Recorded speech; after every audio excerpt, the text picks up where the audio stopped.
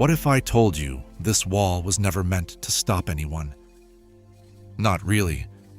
This is Hadrian's Wall, or what's left of it, and for nearly 3 centuries it marked the northern edge of Roman Britain. But here's the twist. It wasn't built to be impossible to cross. It was built to be watched, and that changes everything. Using real archaeological remains and modern AI tools, we can begin to imagine what daily life on Rome's northern frontier may actually have looked like. What you're seeing isn't a perfect reconstruction. It's a plausible one, grounded in what survives and in how Rome built elsewhere.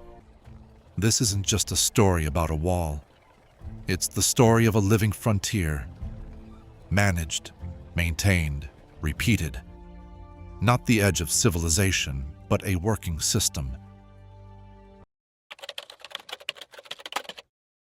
Today, mostly the stone core survives. The outer-facing stones were quarried away centuries ago. But we know from other Roman walls what this would have looked like. 15 to 20 feet high. A walkway behind a crenellated parapet. Wide enough to patrol, high enough to see and to be seen. The wall stretched 73 miles from the River Tyne in the east to the Solway Firth in the west. Every Roman mile, a gateway. Every third of a mile, a watchtower. Does that sound like a fortress? It wasn't. It was surveillance. Its power came from repetition. The same patrols, the same sightlines, every single day. The wall didn't stop movement. It controlled it, filtered it, made it visible. And that visibility worked both ways. Imagine approaching from the north. You wouldn't see chaos.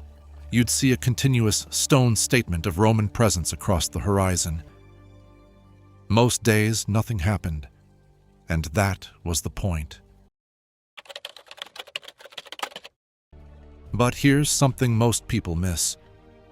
Behind the wall ran the vallum, a massive ditch with earth banks about 100 yards to the south. Not a classic defense, a boundary, a controlled military zone. You couldn't just wander into the frontier infrastructure. Even Romans had regulated access. What does that tell us? Control didn't begin at the wall, it began behind it. This was organized space, deliberate, structured. And here's the part that might surprise you.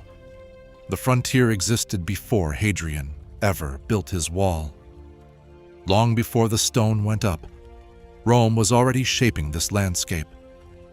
Campaigns under governors like Agricola pushed north in the late 1st century. Roads like the Stangate carved straight lines through uncertain terrain. Roman roads didn't follow the land. They imposed order on it. The wall didn't invent the frontier. It formalized one that already existed. But a frontier like that doesn't run on stone alone. It has to be fed. This is Corbridge. Today, quiet foundations. Back then, one of the most important sites on the entire frontier. A supply depot, administrative center, river crossing on the Tyne, grain, weapons, tools, clothing. Everything the wall needed flowed through places like this. Roman logistics were standardized. We know how they built warehouses, how they organized storage, how they moved goods. Frontiers don't survive on glory. They survive on planning. On infrastructure, on unglamorous work done every day. Without supply, the wall was nothing. Just south of the wall sits Vindolanda. It was here before Hadrian arrived, and it stayed occupied long after. This is where the frontier becomes personal. In waterlogged soil, thin wooden tablets survived, ink writing still visible, birthday party invitations, requests for more beer, complaints about the roads. Let that sink in. These weren't just soldiers, they were people. Families settled here, traders opened shops, children grew up in the shadow of the frontier. Rome learned how to live here before it walled it, and when the wall rose, life didn't stop.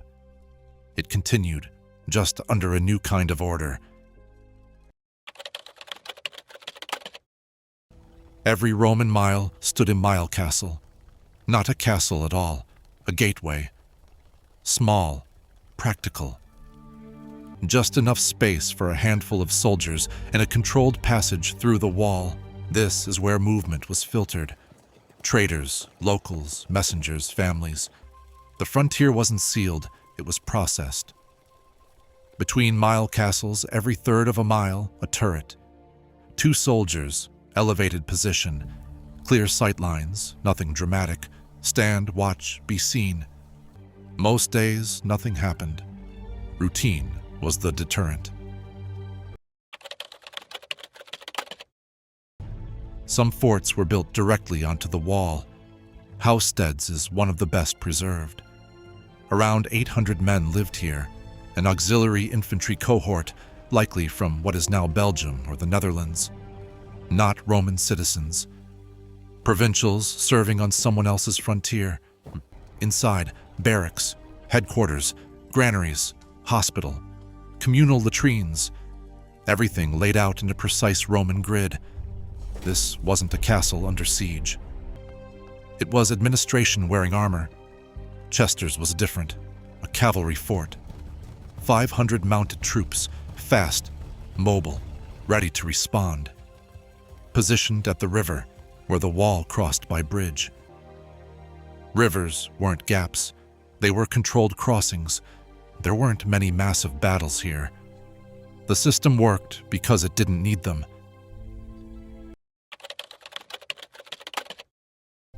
The wall ended at rivers, the Tyne in the east, the Solway Firth in the west. Not because Rome lacked ambition, but because rivers are harder to cross unnoticed. The frontier extended onto water. Patrols likely moved along the rivers. On the western coast, a chain of towers and fortlets continued south. The wall wasn't just a line, it was a network.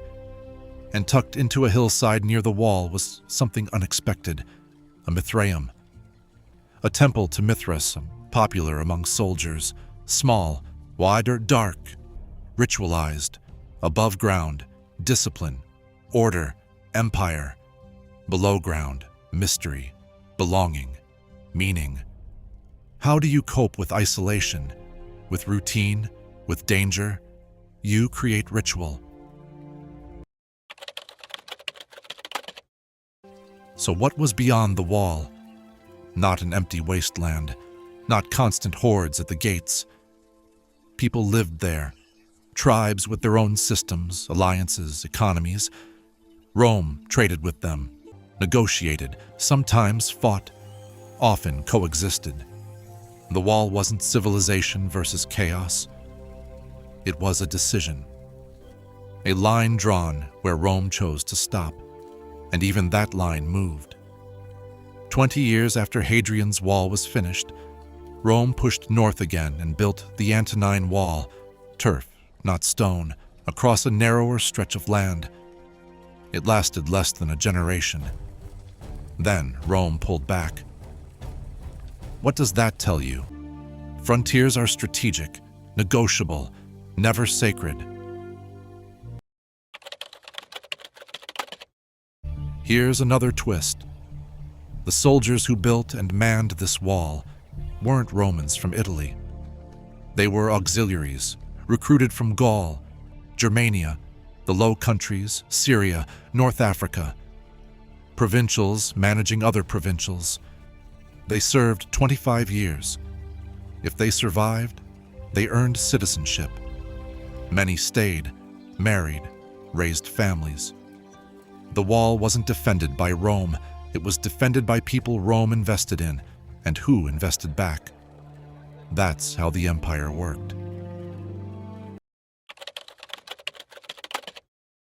When Rome left Britain in the early 5th century, the wall was abandoned. Its stones were quarried for churches, farms, roads, empire repurposed. What survives now is a fragment, but it's enough to ask questions. How do you control a frontier? How do you make power visible? How do you make watching feel normal?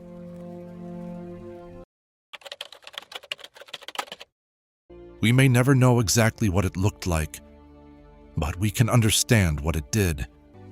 It worked. Not because it was unbreakable, not because it was dramatic, but because it was systematic, repetitive, human, a frontier built on routines, on logistics, on people willing to stand, watch, wait, and endure. This wasn't just a wall. It was a choice. And that choice shaped a border, not between civilization and chaos, but between control and everything beyond it. Thank you for watching all the way to the end. If you made it here, you're not just curious, you're part of this journey. If this story made you see history differently, hit like so more people can discover it. Subscribe to the channel because there are many more frontiers to explore. And now I'm curious. What story should we uncover next? Which forgotten border, empire, or mystery do you want to step into? Write it in the comments. I read them, and the next story might be yours. I don't think you'll be able to click on the next video before time runs out.